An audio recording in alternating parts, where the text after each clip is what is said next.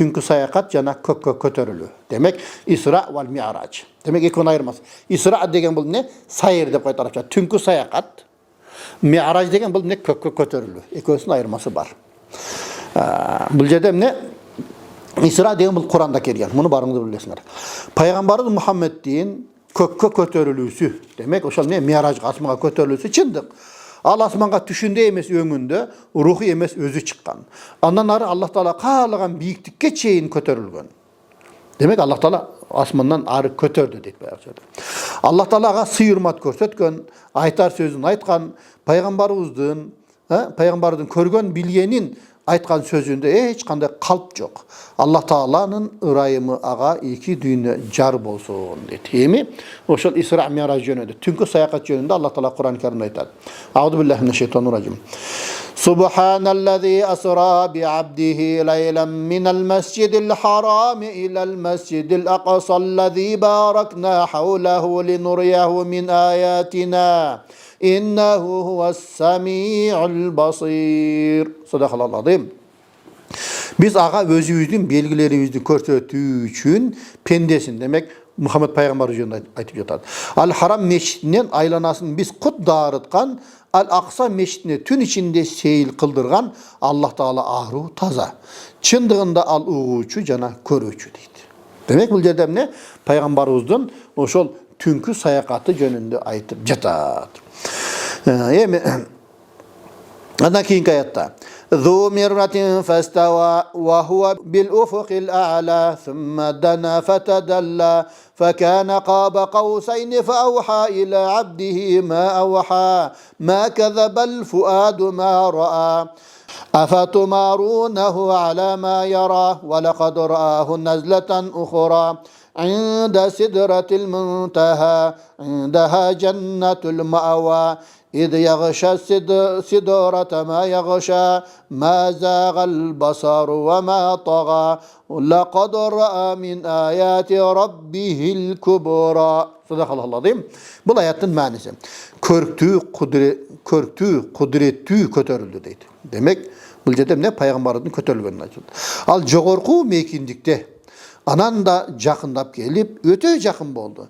Эки жаа бою же андан да жакыныраак келди. Анан Аллах Таала өз пендесине вахий аян кылды. Көргөн нерсесин жүрөк жалган деген жок. Эй бутпарастар, эмне силер ал Мухаммед пайгамбар менен өзү көргөн нерсе жөнүндө талашасыңарбы? Чындыгында ал аны экинчи ирет дагы көрдү дейт. Демек, пайгамбарыбыз Жибрил периштени экинчи ирет Ми'ражга чыкканда көргөндүгү тууралуу келди бул жерде. Сидратул Мунтаханын жанында, анын жанында Маава аттуу бейиш бар. Капыстан Сидрат дарагын бир улуг нерсе ороп алды. Көз четке бурулбады, жана четтебеди. Ал Мираж түрүндө жараткан Роббисинин кудретин, чоң белгилерин анык көрдү дейт. Эми ошол жерде мына бул жашоодо вакыт менен орунун жеткен чеги ошо Сидратул Мунтаха. Сидра деген бул дарак экен да. Ал дарак жөнүндө пайгамбар айтат, бул дарак экен дейт, бир дарак, анын жалбырактары пилдин кулагындай экен дейт. Анын мөмөлөрү кумгандай экен дейт да, баягы жерде кумгандан окшош экен дейт. Демек, ошол эме жөнүндө айтылып жатат. Сидратул Мунтаха жөнүндө. Ошол жеткен чеги экен, андан ары демек вакыт жок. Андан ары Аллах Таала пайгамбарыбызды алып барып, бейишти, тозокту көрсөттү. Демек, бул не бейиш, тозок бүгүнкү күндө жаратылган бар, аны Аллах Таала өзү көрсөттү. Демек, пайгамбарыбызды ошо Ми'ражга көтөргөндө вакыттан чыгарып туруп, бейиш, тозокту көрсөтүп, кайра вакытка киргизди да, мындайча айтканда. Себеби бизде суроо бар да, ким бейишти көрүп келиптир деп. Пайгамбарыбыз көрүп келген. Бейиште мисалы бүгүнкү күндө жаратылган эч ким жок. Бейиште дагы эч ким жок, тозокто дагы эч ким жок. Бирок бүгүнкү күндө жаратылган бул бар. Кыяматтан кийин гана элдер түшөт. Анда суроо болушу мүмкүн. Пайгамбарыбыз көрдү го деп. Демек, Аллах Таала үчүн вакыт жок да. Пайгамбарыбыз бизди азыр көрүп турат. Миллион жыл мурдакы абалыбызды дагы азыр көргөндөй көрүп турат. Миллиард жыл кийинки абалды дагы азыр көргөндөй көрүп турат да. Аллах Таала үчүн вакыт жок. Пайгамбар болсо эмне? Аллах Таала пайгамбарды чыгарып туруп, бейиште мындай жашоо болот, тозокто мындай жашоо болот деп көрсөтүп туруп, вакыттан чыгарды да, көрсөтүп, кайра вакытка киргизип койду да. Мына тугандар. Демек, Аллах Тааланын кудрети күчтүү зат. Эми Пайғамбар ошол түнү айтылуу Кудус шаарында Акса мешитинен асманга көтөрүлгөндө Жебрейил экөөсүндө асмандын эшиктери ачылып, ал жерден Адам атага жолукту дейт. Демек, биринчи асманда Адам ата менен жолукту, ага саламдашты. Андан кийин Адам алейхисалам алиг алды. Андан кийинки экинчи асманга чыкканда ал жерде Яхья ибн Закарияга жолукту, жана Иса ибн Марьям, Иса пайгамбар экөөсүнө жолукту. Алар менен саламдашты. Үчүнчү асманда Юсуп пайгамбар менен жолукту дейт. Андан кийин 4-чү асмандан Идрис пайгамбарга жолукту дейт. 5-чи асмандан Харун ибн Имранга жолукту дейт. 6-чы асмандан Муса алейхисаламга жолукту дейт. Анан өтүп баратканда Муса алейхисалам ыйлады дейт да. Анан неге ыйлап атасың деп пайгамбар сураса, менден кийинки келген жаш баланын үммөтү менин үммөтүмө караганда биринчи бешке кирет, көбүрөөк кирет деп мен ошону ыйлап жатам деген да. Анан 7-чи асманга чыкканда ошол жерде Байтул Маъмур деп коет экен. Жерде бизде Кааба бар, ошонун үстүндө Байтул Маъмур периштелердин дагы бир табакла турган жери бар экен да. Ошол жерде дуалга жөлөнүп турган бирөөнү көрдүм дейт. Ал ушунчалык мага да окшошуп кетет экен дейт. Көрсө Ибрахим алейхисалам экен. Ибрахим алейхисалам ошол жерде жолукту дейт да. Анан ошол жерден Ибрахим алейхисаламга 7-чи асманда жолукту. Андан кийин Сидратул Мунтаха деген жерге барды дейт. Мунтаха деген жерге барды.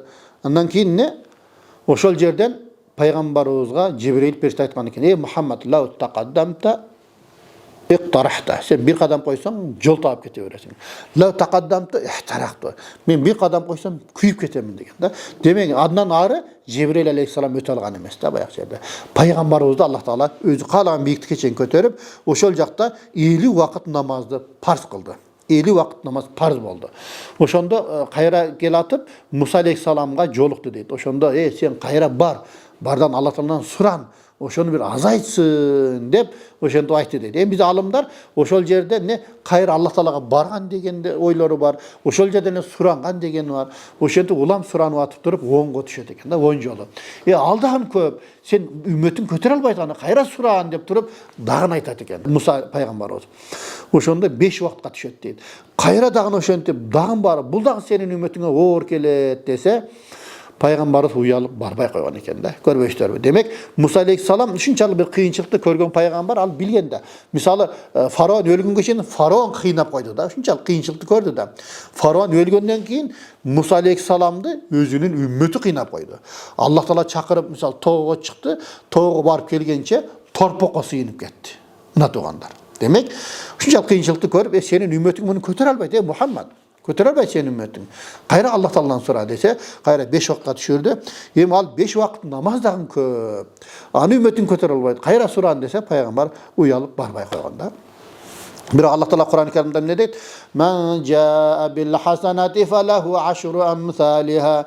Ким бир жакшылык кылса, сооптуу иш аткарса, ага кеминде 10 эсе көбөйтүлүп берилет дейт. Демек, 5 убакыт намазга 10 убакыттан болгондо кайра эле 50 убакыт намаздын соогу жазыла берет экен. Эми ушул жерде бир тамаша. Мына шаардын четиндеги айылдардын бирөөсүндө имам ушул окуя жөнүндө айтып атат дейт да элдерге. Пайгамбарыбыз мережге көтөрүлгөн. Бул жөнөкөй намаз эмес. Ошол 7 кат асмандан да бийикке көтөрүп туруп, Аллах Таала ошол жерде намазды парз кылды. Улам 50 жолу парз кылган. Улам барып суранып атып, 5 убакытка түшүргөндө бул дагы көп деп Муса пайгамбар айтты. Кайра суран десе, пайгамбар уялып барбай коюптур десе, ошол имам айтып атат да. Ошо мешитте отурган чалдардын бирөөсү айтат дейт.